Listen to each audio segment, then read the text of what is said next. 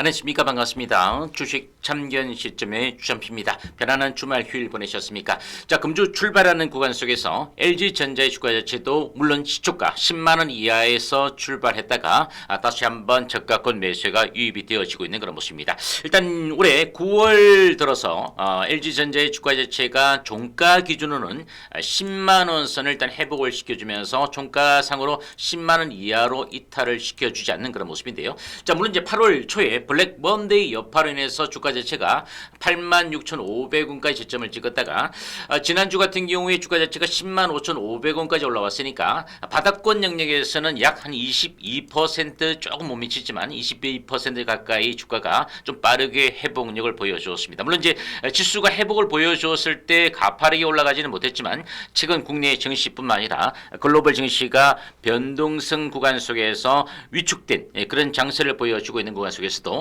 21일 평선의 지지를 받아내면서 10만원 이상권에서 좀 등락을 좀 보여주고 있는 것도 사실입니다. 물론 이제 주가가 11만원의 가격대까지 올라가기 위해서는 그다지 크게 남아있는 것은 아닙니다. 한 7% 정도 내외 정도로 주가 가치가 올라가게 된다면 이 정도 가격대에서 주가는 좀 더 추가적인 상향에 대해서 우리가 기대감을 가져봐야 되는 그런 모습인데, 현재 국내 증시가 또다시 블랙 먼데이의 사태처럼 한 주를 출발하는 구간 속에서 또 국내 증시뿐만 아니라 아시아 증시도 위축된 그런 장세를 보여주고 있습니다. 물론 이유는 지난 주말이죠. 미국의 8월 달에 고용 보고서가 시장의 전망치를 좀 하회했고, 다만 이제 실업률이 예상치에 비해서 0.1% 정도 좀 낮춰진 것은 좀 우리가 안도를 해봐야 되는 그런 모습인데, 금주 들어서 또다시 CPI나 PPI 등 주요한 이벤트 발표를 앞두고서 글로벌 증시의 미 증시의 바로미터죠.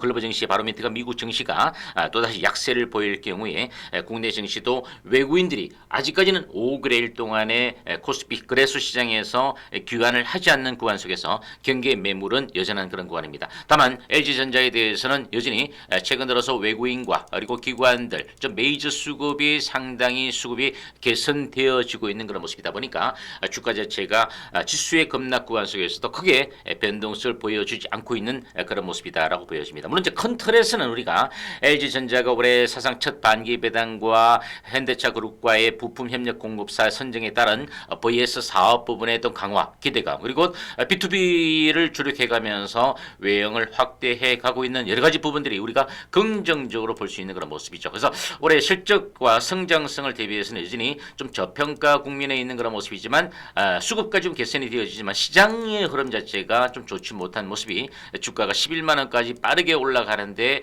조금 발목을 잡고 있는 것도 사실입니다. 자, 이런 구간 속에서 LG전자에 대해서 다시 한번 우리가 추가적인 모멘텀 이슈를 한번 찾아보고 대응 전략을 꾸며가 보도록 한번 해보겠습니다. 여러분들도 신규 영상을 쟁취하신 분들도 주참시 채널 성장을 위해서 구독과 좋아요 한 번씩 눌러주시고, 또 매일같이 제가 아침에 여러분들에게 메인 채널 주참시 메인 채널을 통해서 커뮤니티란을 통해서 여러분들에게 이제 시황과 관련된 부분들에 대해서 간략하게 좀 말씀드리고 있으니까 이 커뮤니티란도 좀 많이 활용을 해보시고, 그리고 거의 후원 개념의 주참시 프리미엄 멤버십 제도도 여러분들에게 다양한 이벤트성 어떤 테마부터 시작해서 스윙과 관련된 시장이 조금 이제 주도적인 종목에 대해서도 언급드리고 있으니까 그 부분들도 여러분들 한번 좀 많은 동참과 격려 부탁드리겠습니다. 자, LG전자가 AI 홈 시대를 본격적으로 개막을 하겠다라고 좀 선포를 하는 그런 모습입니다. 물론 이제 인공지능 AI 시장 자체는 점진적으로 이제 기술력과 그리고 실생활에 많이 유용하게 다가오지 않을까라고 보여지는데요.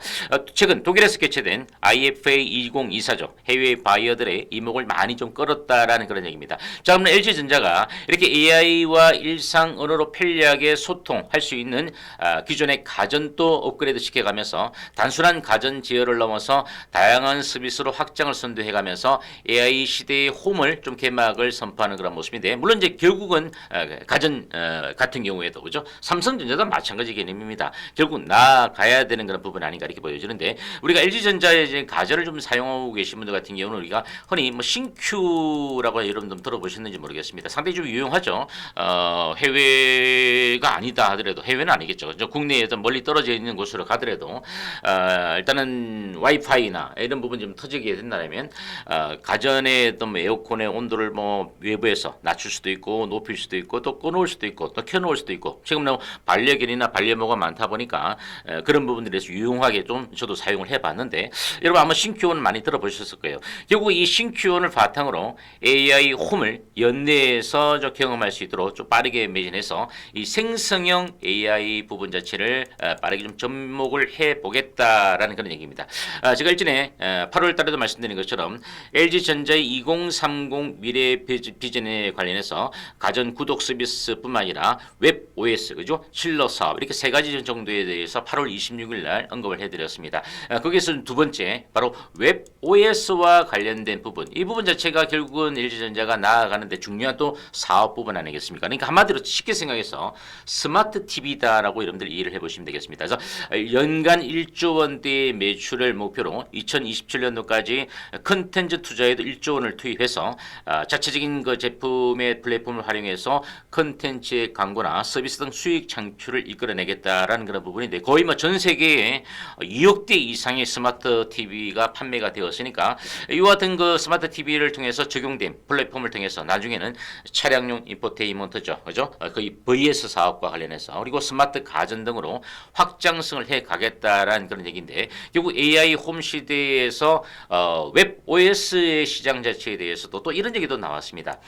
간편하게 콘텐츠를 결제하는데 결제 시스템까지도 도입을 해 가겠다라는 그런 어떤 전망도 나오고 있는 것도 사실인데 물론 이제 고객에게 콘텐츠를 결제하면서 TV를 보면서 스마트 TV를 보면서죠. 다양한 어떤 콘텐츠가 있지 않겠습니까? 뭐 엔터테인먼트라든지 홈 피트니스 같은 경우죠. 홈에서 이제 집에서 가정에서 운동도 좀 따라하기도 하고 그죠. 그리고 교육이라든지 또는 최근에 원격 의료 등 이렇게 총 3,500여 개의 앱 콘텐츠 등을 다양한 서비스를 제공해 가면서 거기서 필요한 부분에 대한 어떤 콘텐츠에 대해서 결제 시스템 자체를 이끌어낸다는 것은 결국 고객에게 유용하고 그리고 편리성 자체를 동시에 제공해 가면서 스마트 TV, 웹 OS의 시장 자체를 좀 더 확대해 가는데 방점을 좀 두고 있다라고 여러분들 쉽게 이해를 좀 해보시면 좋지 않을까 이렇게 말씀을 드리겠습니다. 뭐 다양한 부분들이 많이 있겠지만 오늘 이 정도까지 좀 정리를 해가면서 LG전자의 주가 자체를 좀 차트를 보아함과 동시에 수급을 우리가 좀 살펴봐야 되겠죠. 자 외국인들의 최근에 지난 주말까지 외국인들의 지분율 자체가 32.97%까지 올라왔습니다. 그죠? 그만큼 이제 최근에 33%를 바로 코앞에 두고 있을 정도로 외국인들의 강력한 러브콜이 이끌어지고 있는 것도 사실이고요. 기관 투자자들의 1개월 된 포지션 자체는 아직은 이제 순매도 포지션이 보이고 있지만 그래도 상당 부분 이제 10만 주도 채 미치지 못할 정도로 많이 이제 급감을 해놓고 있는 그런 상황이죠. 그만큼 이제 기관들도 많이 입지를 좀 가담을 해주고 있는 그런 모습인데 가격적으로 좀 많이 빠졌고 그리고 또 여러 가지 다양한 2030과 관련된 비전을 좀 발표하고 있고 또 하반기에 재평가 국면에서 내년도의 성장성을 좀 놓고 봤을 때 장사일에 또 최대 연말에도 배당이라든지 또 주주환원에 대한 그런 어떤 기업 밸류업과 관련해서 기대감도 있다 보니까 기관들도 이제 여기서는 뭐 그다지 LG전자의 주가 자체가 다시 한번 10만 원 선을 뭐 시장 상황에 따라서 좀 출렁거린다 하더라도 다시 한번 직전에 8월 달에 고점 정도의 어떤 그 8월 달에 좀 저점 정도에서 고점 정도 요 박스권 구간에 있지 않습니까? 10만 원 선과 요 라인대 정도의 구간 정도면 적절하게 좀 저가권에서 매수 좀 가담을 해야 되지 않을까라고 좀 내다보고 있는 것 같습니다.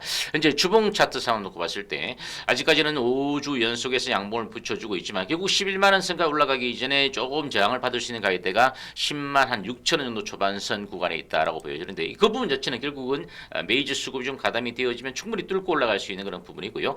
다시 한번 월봉을 놓고 보면 이 11만 원의 가격대를 안착을 해지지 못했던 부분 자체가 좀 아쉽긴 하지만 결국 이 가격대가 돌파가 되어지면 점진적으로 저는 12만 원대 그리고 좀 더 강하게 올라오면 13만 원 한 5천 정도 선 구간 이런 구간 정도까지도 레벨업 자체도 가능하지 않겠는가. 그래서 금주에 미국의 CPI나 PPI에 대한 발표가 좀 끝나고 나면 우리나라 시간은 이제 추석 연휴 이후에 바로 미국 FOMC에 던 금리 인하가 단행될 것으로 보여지는데 물론 이제 인하의 폭 자체도 금주 발표 때는 이제 경제 지표에 따라서 약간 이제 변동폭의 변수가 있지 않을까. 않을까라고 보여지긴 하는데 일단 LG전자는 좀 우리가 월봉을 놓고 보더라도 이제 여기서 더 빠지기보단 얼마만큼 좀 빠르게 회복력을 보여주느냐에 대해서 우리가 좀 긍정적인 시각을 좀 갖고 가주시면 좋지 않을까. 그래서 결과론적 시장만 좀 좋다라면 한 단계를 레벨업 시켜주고 좀 적절하게 눌림목을 받아내고 난 다음에 다시 한번 올라갔다가 좀 매물을 소화하고 나서 다시 한번 슈팅 자체가 좀 나올 수 있는 그런 구간 자체가 드러나지 않을까 이렇게 보여집니다. 따라서 금주 주중반 이전에 일정 부분은 국내 증시가 좀 바텀업을 좀 확인을 해가면서 주 후반에 미국의 주요한 이벤트를 좀 소화해가는 그런 과정으로 좀 봐야 되지 않을까. 보통 우리가 예전에 뭐 추석 연휴나 뭐 설 연휴를 앞두고 일정 부분 현금의 유동성이 좀 필요해서 보통 설 연휴 이전 한 3일 전에는 조금 이제 매도 물량도 좀 많이 나왔던 것도 사실인데 최근에 국내 증시가 좀 과도하게 좀 많이 빠졌던 그런 구간 속에서 좀 쉽사리 여기서 조금 이제 추격 매도를 손절을 통해서 매도하기 상당히 좀 아까운 그런 가격대가 아닌가 이렇게 보여집니다. 따라서 다시 한번 10만 원 선 이하 권으로 조정을 좀 받는 그런 구간이라면 여러분들이 좀 신규적인 매수에 좀 가담해서 너무 단기적인 변동성을 보기보다는 좀 스윙적 관점에서의 접근 전략을 좀 세워 가신다면 좋은 결과가 있지 않겠는가 이렇게 말씀을 드리겠습니다. 자, 금일 영상 여기까지 정리해드리고 끝으로 신규 영상을 청취하신 분들은 주참시 채널 성장을 위한 구독과 좋아요 그리고 멤버십도 좀 많은 성원 부탁드리겠습니다. 다음 영상을 통해서 다시 한번 찾아뵙도록 하겠습니다. 감사합니다.